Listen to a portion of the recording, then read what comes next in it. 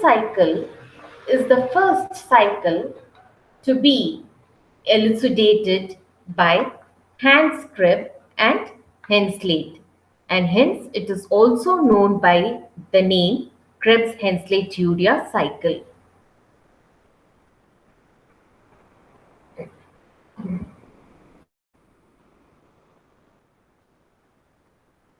So, urea has two amino groups. One is derived from the ammonium and the other from the aspartate.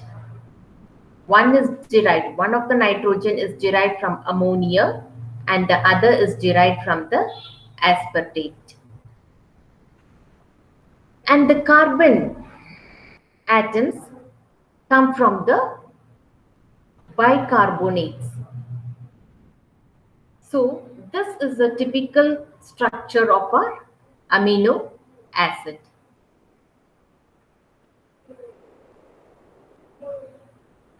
The human body generates lot of waste products, and luckily our kidney is capable of getting rid of most of them. However, there is one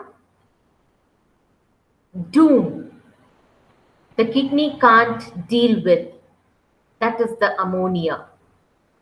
So the liver comes to the rescue of the kidneys to remove this ammonia product.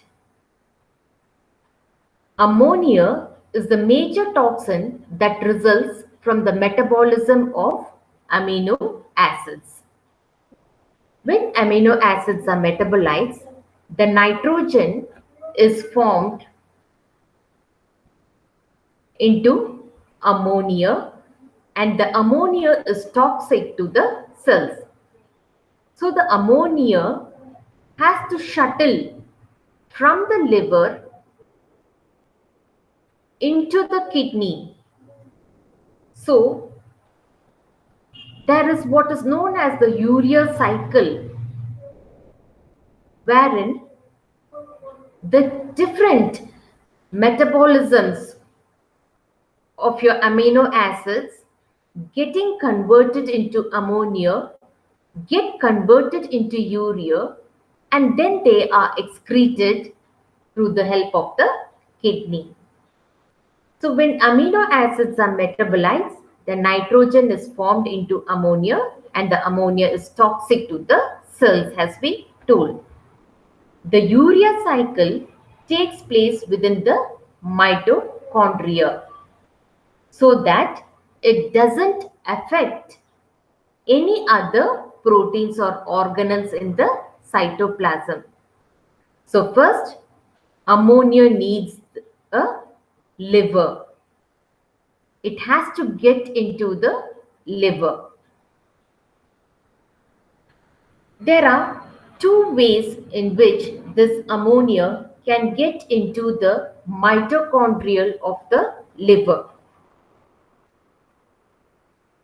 You can see here, this is one of the methods in which the ammonia can enter into the liver mitochondria.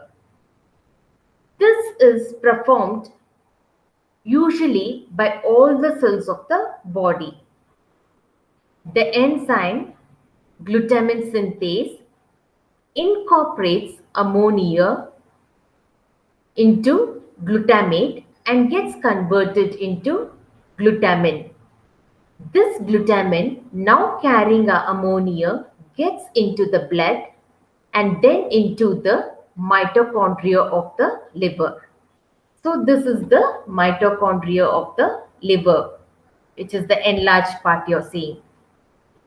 Herein, there's an enzyme glutaminase which cleaves the glutamine and converts it to glutamate and produces the free ammonia. And this ammonia then enters into the urea cycle. So once inside the mitochondria of the liver, an enzyme called glutaminase cleaves your glutamine back into glutamate and into a free ammonia which can enter into the urea cycle. So this type of carrying your ammonia into the urea cycle occurs in all the cells, and what is needed is the mitochondria of the liver. This is one of the method. There is another method. The second way to move the ammonia around is by the skeletal muscle.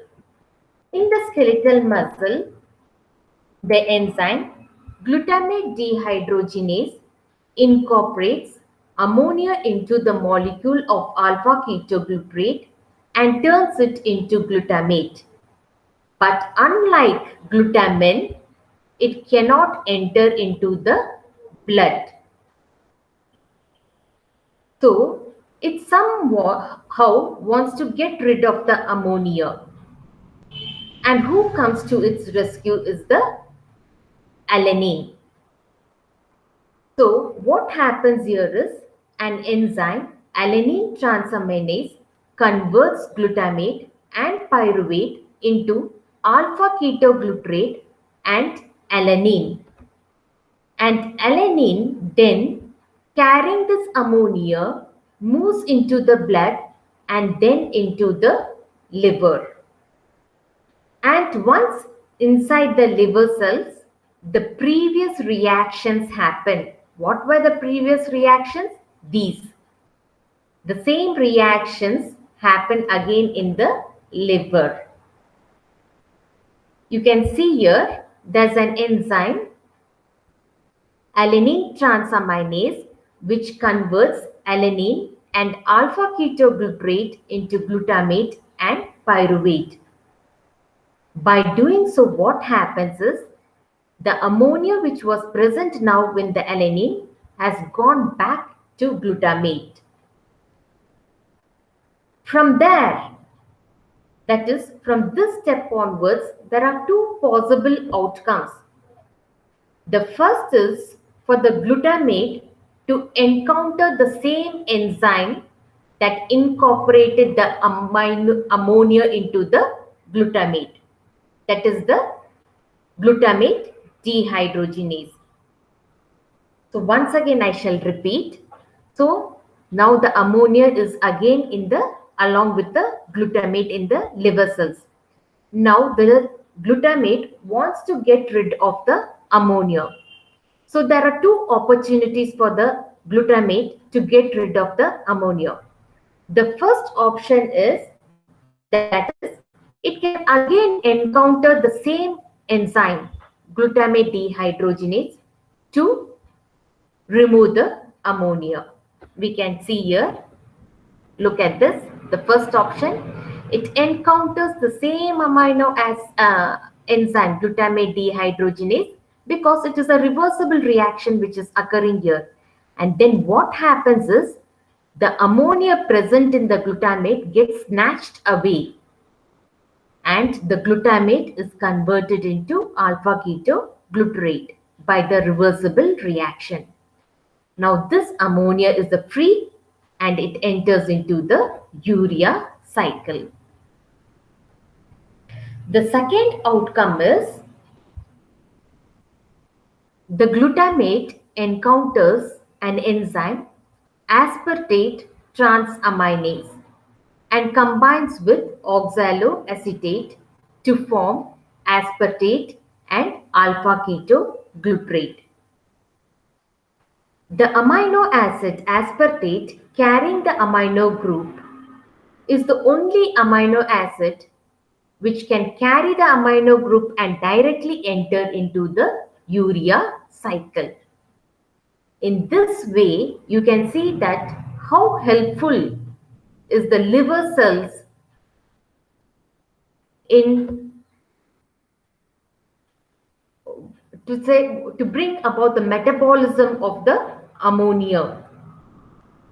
That is how they are carrying the ammonia from all your body parts and bringing them to the or converting them into the urea, because you know that the ammonia is harmful.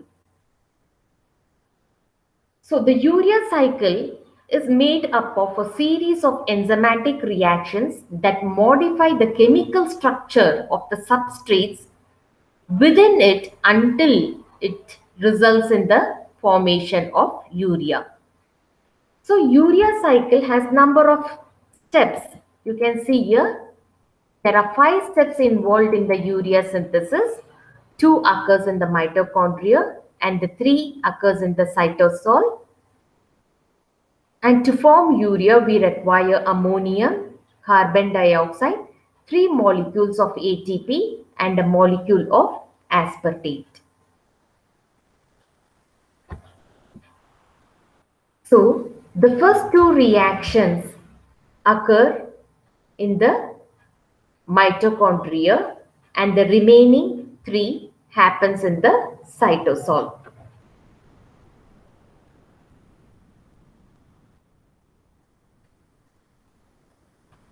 In the first reaction of the urea cycle, you can see an ammonia, carbon dioxide and 2 molecules of adenosine triphosphate. An enzyme, please look at your down, an enzyme carbamyl phosphate synthase, which is also called as CPS1, converts these, that is carbon dioxide, ammonia and ATP into a molecule called as carbamyl phosphate. If we break down this molecule like carb, okay, the name, the molecule carb refers to the carboxyl group provided by the carbon dioxide. And the amylo refers to the amino group or the ammonia, which is provided by this ammonia. And the phosphate refers to the phosphate group that comes from one of the 2 molecules of ATP. So your carb refers to the carboxyl group provided by the carbon dioxide. Your amylo refers to the nitrogen group provided by your ammonia and the phosphate from the ATP. Now this process can either be slowed down or it can speed up. This depends on the enzyme carbamyl phosphate synthase. So we shall go to the second step now. In the second step of the urea cycle also occurs in the mitochondria. I have written here in red, this cycle, this round, it occurs in the mitochondria. The enzyme ornithine transcarbamylase combines the molecule ornithine with carbamyl, part of the carbamyl phosphate. So your L-ornithine combines only with the carbamyl group of your carbamyl phosphate to form citrulline, releasing the free phosphate group. So the next step, the enzyme arginosuccinate synthase uses the energy from the ATP molecule to combine with the citrulline with aspartate to make arginosuccinate. From here, all the steps occurs in your cytosol or the cytoplasm. So, now aspartate has provided the second and the final nitrogen group, which will be the part of the final urea structure.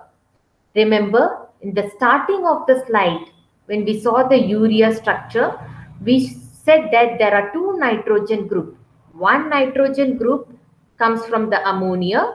The another nitrogen group, I told you, it comes from the aspartate. Now both have involved. Now the urea is being formed. So from this step onwards, as I told you, it occurs in the cytoplasm. So what did we get? We got arginosuccinate. This arginosuccinate, in the presence of the enzyme arginosuccinase, it gets converted to L-arginine and also fumarate. Once again, I shall repeat. The next enzyme, that is your arginosuccinate or uh, arginosuccinase or arginosuccinate lyase, breaks your arginosuccinate into two molecules, that is arginine and fumarate. So next what happens is, let's talk about the fumarate. The fumarate is first converted into malate. The enzyme involved is malate dehydrogenase, and this malate is converted into oxaloacetate. The oxaloacetate is then converted into aspartate. And then it can also get converted into alpha ketoglutarate by the enzyme aspartate transaminase. So next, what is left? So remember, your arginosuccinase, this enzyme has cleaved your arginosuccinate into L-arginine and fumarate can get converted either into malate or oxalosuccinate or your alpha ketoglutarate. Okay, so next we are left with what? We are left with arginine. This arginine is broken down by the enzyme arginase to make urea and ornithine. So the urea exits in the liver cell and enters into the blood and gets excreted by the kidneys. Okay, with the help of the water molecules. So I shall repeat it again. The L-arginine, which was formed by the breaking of arginosuccinate in the presence of the enzyme arginase, is broken down into urea and L-ornithine. The urea exits your liver cells, that is, it leaves your liver cells and then it enters into the blood and gets excreted in the kidney. The formation of the urea requires the addition of the water molecule. So the urea will be excreted in the kidneys, whereas your ornithine heads the way. Again, it enters into the mitochondria to enter into the urea cycle. This completes your urea cycle. So, a quick recap. All amino acids, with the exception of aspartate, are metabolized into a nitrogen-containing toxic compound called ammonia. Okay, in our body, I told you we have 20 amino acids. With the exception of aspartate, all of your amino acids are metabolized into nitrogen-containing toxic compound called ammonia. In the liver cells, aspartate and ammonia provide two nitrogens necessary to make the less toxic urea in the urea cycle. So I told you the first three slides. Okay, it dealt only with the liver's mitochondria. So what is happening there? In the liver cells, you saw that the aspartate and the ammonia, they provided the two nitrogen necessary to make what? Urea. So your toxic ammonia should be converted into less toxic urea in the urea cycle. So in the liver mitochondria, carbonyl phosphate synthase, it converts the carbon dioxide, ammonia and ATP into carbonyl phosphate, and in the second step citrulline is formed, and this both occurs in the mitochondria, and then you see this arginosuccinate breaking down into fumarate And L-arginine in the presence of arginase gets converted into urea with the help of water molecule. It leaves the liver and reaches the blood and into the kidney. This is all about the urea cycle.